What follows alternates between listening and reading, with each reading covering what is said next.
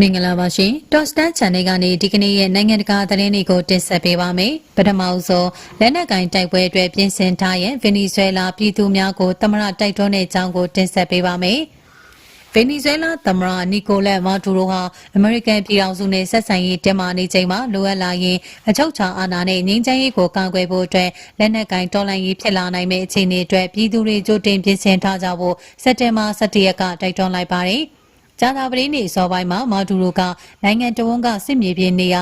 284ခုမှာစစ်တပ်ရဲတပ်ဖွဲ့နဲ့အရက်သားကာကွယ်ရေးအဖွဲ့တွေကိုဖြန့်ကျက်ချထားမယ်လို့ကြေညာခဲ့ပါတယ်။မြို့တော်ကရာကာမှာကျင်းပတဲ့ဗင်နီဇွဲလားရဲ့ညီညွတ်သောဆိုရှယ်လစ်ပါတီရဲ့မျက်နှာစုံညီကွန်ဂရက်မှာသမ္မတကပြောခဲ့တာပါ။ထရန့်အစိုးရဟာမူရစ်စေဝါမောင်ခိုသမားတွေကိုနှိမ်နင်းမှုရဲ့တစ်စိတ်တစ်ပိုင်းဖြစ်အရဗီယန်တောင်ပိုင်းမှာအမေရိကန်စစ်တပ်ထားရှိမှုကိုထိုးမြင့်ခဲ့ပြီးအမေရိကန်စစ်တပ်ထားရှိမှုကိုတိုးမြင့်ခဲ့ပြီးအမေရိကန်ပိုင်တဲ့ပိုတိုရီကိုလေယာဉ်ကွင်းကို F-35 တိုက်လေယာဉ်စစ်စင်ဖြန့်ကျက်ထားဖို့အမိန့်ပေးခဲ့ပါတယ်။အမေရိကန်စစ်တပ်ဟာသူ့ကိုအာဏာကဖေရှားဖို့မျှော်လင့်နေတာလို့မာဒူရိုကဆွဆွဲထားကြောင်းလည်းသိရပါတယ်။ဆက်လက်ပြီးနေတိုကရုရှားနဲ့စစ်ဖြစ်နေပြီဟုပူတင်၏ပြောရေးဆိုခွင့်ရှိသူပြောကြားတဲ့သတင်းကိုတင်ဆက်ပေးပါမယ်။နေတိုသည်ယူကရိန်းအရေးနဲ့ပတ်သက်၍ရုရှားနဲ့စစ်ဖြစ်နေပြီဟုရုရှားသမ္မတဗလာဒီမာပူတင်၏ပြောရေးဆိုခွင့်ရှိသူကပြောကြားခဲ့ပါတယ်။နေတိုမဟာမိတ်ဖွဲ့ဝင်ပိုလန်၏လေပိုင်နယ်အတွင်းကိုဝင်ရောက်လာတဲ့ရုရှားဒရုန်းများကိုပိုလန်ကပြီးခဲ့တဲ့သတင်းပတ်ကပြစ်ချခဲ့ပြီးနောက်နေတိုနဲ့ရုရှားကြားတင်းမာမှုများမြင့်တက်နေချိန်တွင်ပူတင်၏ပြောရေးဆိုခွင့်ရှိသူဒီမီထရီပက်ဗီကော့ကယခုကဲ့သို့ပြောဆိုလာခြင်းဖြစ်ပါတယ်။အဆိုပါဒရုန်းများကျူးကျော်မှုသည်နေတိုးမဟာမိတ်အဖွဲ့ကိုအကဲဆန်သည့်ရုရှား၏ပြည်ရဲ့ဟုပိုလန်နိုင်ငံသားဝန်ကြီးရာဒေါ့စလော့စီကော့စကီကဆိုပါတယ်။နေတိုးဟာဒီစစ်ပွဲမှာတကယ်ပါဝင်ပတ်သက်နေတဲ့ဆိုတာသိသာထင်ရှားပါတယ်။နောက်ထပ်ဘာသက်သေထောက်ထားမှမလိုပါဘူး။နေတိုးကယူကရိန်းကိုတိုက်ခိုက်နည်းနဲ့ရောသွေးဝိုက်တဲ့နည်းနဲ့ရောတိုက်ရိုက်နည်းနဲ့ပါပံ့ပိုးနေတာပါဟုပက်ကော့ကစက်တင်ဘာ15ရက်ကပြောကြားခဲ့ပါတယ်။နေတိုးသည်စစ်ပွဲတွင်တိုက်ရိုက်ပါဝင်ခြင်းမရှိသလိုတိုက်ခိုက်ရန်တပ်ဖွဲ့ဝင်များကိုဖြန့်ကျက်ထားခြင်းမရှိပေသို့သောအမေရိကန်ကဲ့သို့နေတိုးမဟာမိတ်များသည်ယူကရိန်းအားစစ်ရေးအကူအညီများပေးကစစ်ပွဲတွင်ပါဝင်နေသည်ဟုသောရုရှားနှင့်နောက်လိုက်များ၏ပြောဆိုချက်ကိုပက်ကော့ကတန်ရောင်လိုက်ပြောဆိုလိုက်ခြင်းဖြစ်ပါသည်ပိုလန်ပြည်ထနာပြီးရုရှားဒရုန်းတစ်စီးကရိုမေးနီးယားလေပိုင်နယ်တွင်ကျူးကျော်ခဲ့သဖြင့်ရိုမေးနီးယားသည်စက်တင်ဘာ13ရက်က F-60 တိုက်လေယာဉ်များအရေးပေါ်ပြန်တက်ကတုံ့ပြန်ခဲ့ရပါတယ်။ပိုလန်နဲ့ရိုမေးနီးယားလေပိုင်နယ်ကိုရုရှား၏မကြုံစဘူးချိုးဖောက်မှုပြီးပြည်ထောင်ဆိုင်ရာရုရှားတန်မန်အားဆင့်ခေါ်ထားကြောင်းပြည်ထောင်နိုင်ငံသားရေးရုံးကတနင်္လာနေ့စက်တင်ဘာ15ရက်မှာပြောကြားခဲ့ပါတယ်။တချိန်တည်းမှာပဲလီသူယေးနီးယားနဲ့ပိုလန်တို့ဟာတောက်ကြနေစက်တင်ဘာ12ရက်ကစတင်ခဲ့တဲ့ဘယ်လာရုစ်နဲ့ရုရှားတို့ရဲ့စစ်ပွဲဂိမ်းခေါ်ပူးရဲစင်ရေးလေ့ကျင့်မှုကိုတုံ့ပြန်ရန်နေဆက်များတစ်လျှောက်မှာတပ်ဖွဲ့ဝင်များတိုးချဲ့ချထားပါတယ်။ကလစ်ယူနီဗာစီတီမှာနိုင်ငံရေးသိပ္ပံဌာနပါမောက္ခနဲ့ဥက္ကဋ္ဌမိုက်ကယ်ဖက်တလာကဒရုန်းအသုံးပြုတာတွေမဟုတ်မမှန်လုံခြံသတင်းဖြန့်တာတွေဟာပိုလန်ရဲ့လုံခြုံရေးအားနည်းချက်တွေကိုစူးစမ်းဖို့ရုရှားကလုပ်တာပါ။ပိုလန်အပေါ်ဒီလိုနည်းဗျူဟာတွေကိုပြောင်ပြောင်တင်းတင်းအသုံးပြုတာဟာနေတိုးနဲ့အမေရိကန်အတွက်သတိပေးချက်ပါပဲဟုပြောကြားခဲ့ပါတယ်။နေတိုကဒရုန်းတိုက်ခိုက်မှုများကိုကာကွယ်ရန်အရှိပိုင်းရှိ၎င်း၏တက်စကန်များတွင်တိုက်လေယာဉ်များထပ်မံဖြန့်ကျက်သွားမည်ဟုကြေညာထားပါသည်။သို့သောမဟာမိတ်ဖွဲ့၏လေပိုင်နယ်တွင်သို့ဒရုန်းများထပ်မံဝင်ရောက်နိုင်ပွဲရှိကြောင်းနှင့်တင်းမာမှုများပိုဖြစ်လာနိုင်ပွဲရှိကြောင်းနေတိုကမျှော်လင့်ထားပါသည်။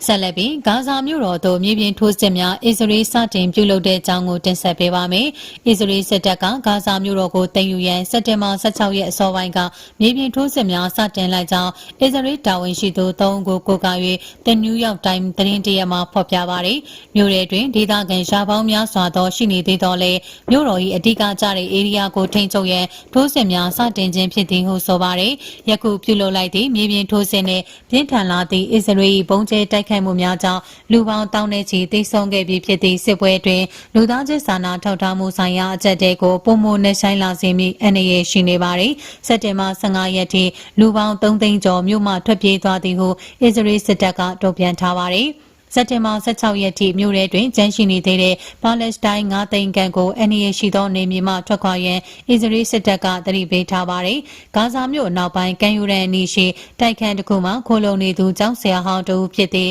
မွန်တာဆာဗာဂျာကကျွန်တော်တို့အားလုံးကြောက်လန့်နေကြပါတယ်။အခုလိုကြုံတွေ့နေရတာတွေထက်စာရင်တေးရတာကပိုပြီးတက်တာရပါလေုံမဲ့ဟုပြောပါတယ်။ ဟာမတ်တို့ရဲ့ဖမ်းဆီးခံထားရတဲ့အစ္စရေးစစ်သားမန်တာအန်ဂရက်စ်ရဲ့မိခင်က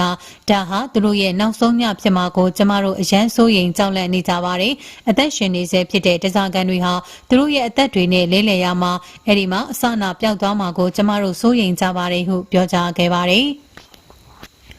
ဆက်လက်ပြီးတူနာငါးဖက်တင်မောပေါ်အမေရိကန်ရေတပ်သားများစီးနင်းမှုဗင်နီဇွဲလားကန့်ကွက်စာပို့တဲ့တဲ့ရင်ကိုတင်ဆက်ပေးပါမယ်။အမေရိကန်အတွင်းကိုတင်သွင်းတဲ့အဓိကမူရစ်ဆေးဝါးများသည့်ဗင်နီဇွဲလားမှဝင်ရောက်လာခြင်းဖြစ်ကထိုကာရီဘီယန်ဒေသမှမူရစ်ဂိုင်းများကိုနှိမ်နင်းမည်ဟုဆိုပြီးစစ်သည်မောများဖိုက်တာဂျက်လီယာများဆေလွတ်ထားသည့်အမေရိကန်သည်ပြီးခဲ့တဲ့ရက်ပိုင်းကဗင်နီဇွဲလားရှေ့ပိုင်းတွင်တူနာငါးဖက်တင်မောအားစီးနင်းခဲ့ပါသည်။အမေရိကန်စစ်သည်မောပေါ်မှလက်နက်ကိုင်စစ်သည်18ဦးဟာဗင်နီဇွဲလားတူနာငါးဖက်တင်မောပေါ်8နိုင်ကြာစီးနင်းထားပြီးမှဗင်နီဇွဲလားလေတပ်အဆောင်ရှောက်ဖြင့်အဆိုပါငါးဖက်တင်မောကိုပြန်လွှတ်ပေးခဲ့ရာဗင်နီဇွဲလားနိုင်ငံခြားရေးဝန်ကြီးဝိုင်ဗန်ဂီကအမေရိကန်လုပ်ရက်သည့်တရားမဝင်သောရန်လိုသည့်စီးနင်းမှုဟုဆိုကာစစ်ရေးတက်မှမှုကိုဖြစ်စေသည်ဟုထုတ်ပြန်ခဲ့ပါသည်အမေရိကန်စစ်သည်မောများဗင်နီဇွဲလားကမ်းလွန်သို့ရောက်ပြီးနောက်ပြီးခဲ့တဲ့ရက်ပိုင်းတွင်17ဦးပါဝင်တဲ့14ကိုမူရစ်ဂိုင်းမှမူရစ်ဆေးဝါးများစွာတင်ဆောင်လာသည်ဟုဆိုကာအမေရိကန်စစ်တပ်က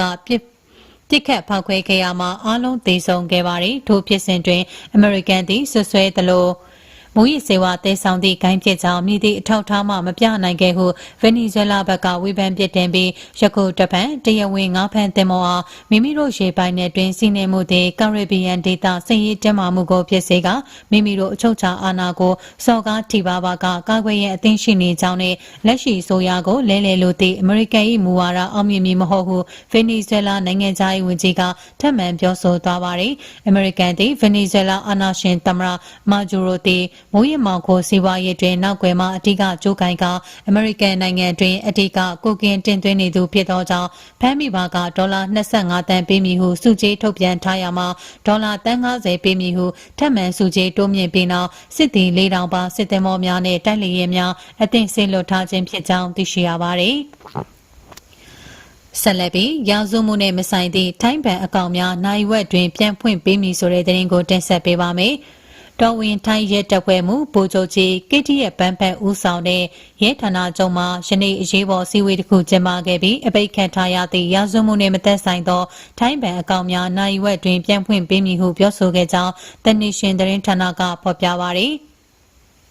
အစည်းအဝေးတွင်စိုက်ဘာရာဇဝမှုများနှင့်ဆက်ဆက်နေသည်ဟုတန်တရားရှိသောကြောင့်ဘဏ်အကောင့်ရပ်ဆိုင်းခံရခြင်းငွေလွှဲခြင်းလုပ်ငန်းစဉ်များပိတ်ပင်ခံရသောပြည်သူများအတွက်ဆိုင်ရာအဖွဲ့အစည်းများကပြန်လည်စစ်ဆေးပြီးနောက်အပြစ်မဲ့အကောင့်ပိုင်ရှင်များကအချက်လေးချက်ဖြင့်သက်သေပြနိုင်ရမည်ဖြစ်ကြောင်းရင်းချက်များမှာအမည်ပြေဆုံးနိုင်ငံသားစစ်ဆေးရေးကဏ္ဍနံပါတ်ဘဏ်အကောင့်နံပါတ်နှင့်ဘဏ်အမည်တို့ဖြစ်ကြောင်းသိရပါသည်ရဲမှုကြီးကခုအရေးယူမှုဟာအကောင့်တွေကိုအပြီးပိတ်ခြင်းမဟုတ်ဘဲရာဇဝမှုနှင့်ဆက်ဆက်နေတဲ့ငွေကြေးအပိုင်းကိုသာယာယီရပ်ဆိုင်းခြင်းနားလေတဲ့အကယ်၍အတိပြုစစ်ဆေးမှုမှာရာဇဝမှုတစုံတရာမဆက်ဆက်ကြောင်းသက်သေပြနိုင်ပါကအကောင့်ကိုနိုင်ဝက်တွင်ပြန်ဖွင့်ပေးမယ်ဟုပြောကြားခဲ့ပါတယ်။ပြဿနာကြုံတွေ့နေရတဲ့ပြည်သူများအနေဖြင့်မိမိတို့နေထိုင်ရာဒေသရှိရဲစခန်းများတွင်တိုင်ကြားနိုင်မည်ဖြစ်ပြီးလှုပ်ထုံးလုပ်နေအသည့်များအကောင့်ထဲပေါ်ရညွှန်ကြားထားကပြည်သူများပေါ်ဝန်ထုတ်ဝန်ပိုးမဖြစ်စေရန်ရည်ရွယ်ကြောင်းပြောကြားပါသည်။ထိုင်းတော်ဝင်ရဲတပ်ဖွဲ့က hotline နံပါတ်191နဲ့199ကိုငွေကြေးရာဇဝမှုကျူးလွန်ခံရသူများထပ်မံကူညီရန်ညွှန်ကြားထားပါသည်။လွန်ခဲ့တဲ့2ရက်အတွင်းမှာရဲတပ်ဖွဲ့ဟာ